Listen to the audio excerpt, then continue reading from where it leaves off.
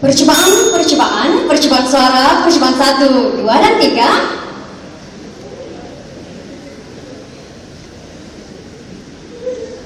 Bismillahirrahmanirrahim. Apabila dikenakan semula memori tanggal 31 Agustus 1957 bagikan merdeka oleh mantan Perdana Menteri Malaysia yang pertama, Tunku Abdul Rahman Putra Al-Haj. Jadi kita seolah-olah dibawa semula ke saat yang dramatik itu. Bagikan itu memberi syarat bahwa kita telah bebas dari cengkaman penjajah dalam satu siri penjajahan kuasa barat selama 446 tahun. Persoalannya, adakah ekonomi kita benar-benar merdeka mengikut acuan kita sendiri? Terima kasih Sejabat Mawar Saharun Kasturi kepada juragan acara yang berseri, kombinasi kehakiman yang berintegriti, dip-dip kehormatan yang lestari. Seterusnya, para hadirin yang dihormati, Assalamualaikum warahmatullahi wabarakatuh, dan salam satu Malaysia, bagi pengguna yang merdeka. Kepenggunaan dan transformasi ekonomi, itulah modul pidato saya pada hari yang bersejarah ini. Sidang hadirin sekalian, susul galur penyampaian pidato, saya mulakan dengan pendefinisian secara konseptualnya.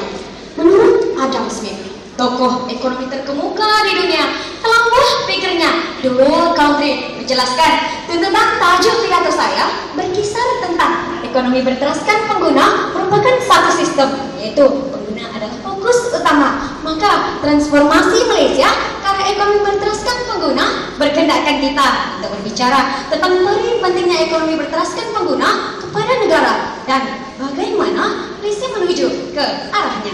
Oleh itu, bagi menemukan persoalan ini dan membuktikan kemampuannya, 3 perspektif wajah saya tunjukkan.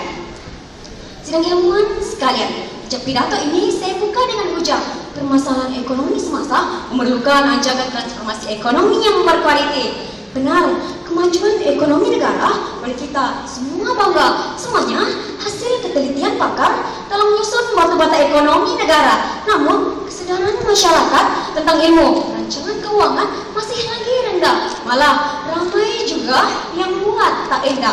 Sebab itulah, tatkala kita bergerak dalam arus modernisasi, isu rancang keuangan sering dipalit kontroversi. Lihatlah sekeliling kita, Greece, Ireland dan Indonesia sudah pun menjadi mangsa. Di Zimbabwe, rakyatnya terpaksa memasang berminggu uang hanya untuk membeli sayuran di pasar. Ekonomi mereka jatuh karena kebergantungan yang tinggi kepada pasaran luar. Saya kira krisis ekonomi negara sedang mengejar kita seperkara. Tatkala negara dihempit dengan masalah inflasi, ditambah pula dengan kejatuhan nilai ringgit yang tidak terperi, malah sektor ekonomi hampir semuanya menggigit jari. Yang amat berhormat Datuk Seri Najib selaku Perdana Menteri merangkap Menteri Keuangan Negara menyarankan agar kita terus merancang keuangan dengan teliti sekaligus menjayakan matlamat perancangan keuangan untuk menjadikan negara terus seantero jagat raya. Senang pengguna yang berintegriti. Ucap saya yang kedua yaitu transformasi ekonomi negara penggerak kemajuan umat. Saudara dan saudari, biar siapapun Anda, baik zombie-zombie kampung pisang maupun pembeli-pembeli di kampung pisang, selagi namanya adalah pengguna, selagi itu kerajaan tidak akan terlepas pandang. Dari hakikat inilah berbagai usaha sudah pun dilaksanakan. Program galakan ITS sudah pun dilaksanakan. Kenaikan duty import pun sudah ada dasarnya. Taraf perintis sudah pun bermula. Semuanya bagi memastikan pengguna membeli barangan buatan Malaysia yang baik punya. Program transformasi ekonomi menjadi makin baru ekonomi. Fakta tawaran harga sudah ada anti pencatuan. Fakta persaingan pula dibuat kuasa tahun harapan. Semuanya bagi memantikan orang tengah yang suka dengan pemanipulasian. Malah program kepenggunaan luar bandar turut dilancarkan bagi memastikan mereka yang di desa dan di pedalaman boleh seiring dan sejalan. Antara itu, para pengguna juga boleh mengamalkan tabiat menyimpan demi kepentingan ekonomi yang mapan. Sebab kata pepatah, orang dusun di Sabah, ikodi-kodi, omalain gomo, yang bermaksud sikit-sikit lama-lama menjadi bukit. Inilah perubahan besar-besaran karena ekonomi berteraskan pengguna. Sedang mendengar yang disanjungi, saya yang terakhir yaitu transformasi ekonomi negara.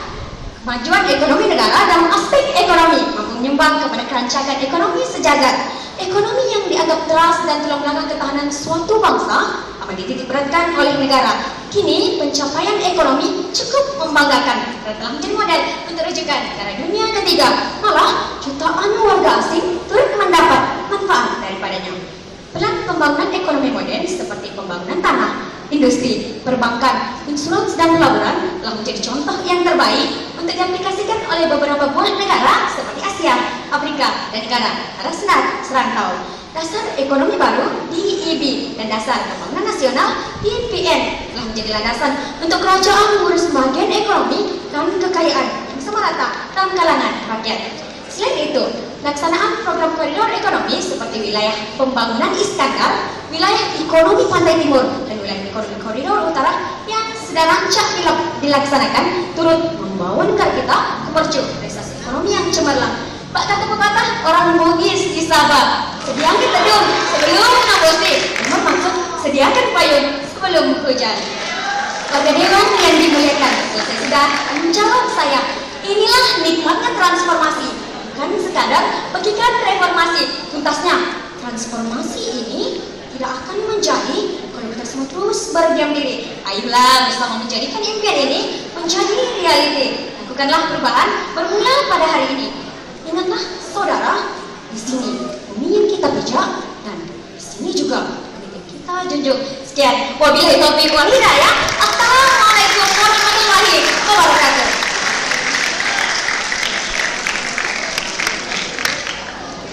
Demikianlah tadi persembahan hebat dan mantap dari kelima peserta akhir pertandingan pidato kelak pengguna sekolah peringkat negeri Sabah 2012. Tahniah dan syabas kepada para peserta dan tidak lupa juga kepada guru-guru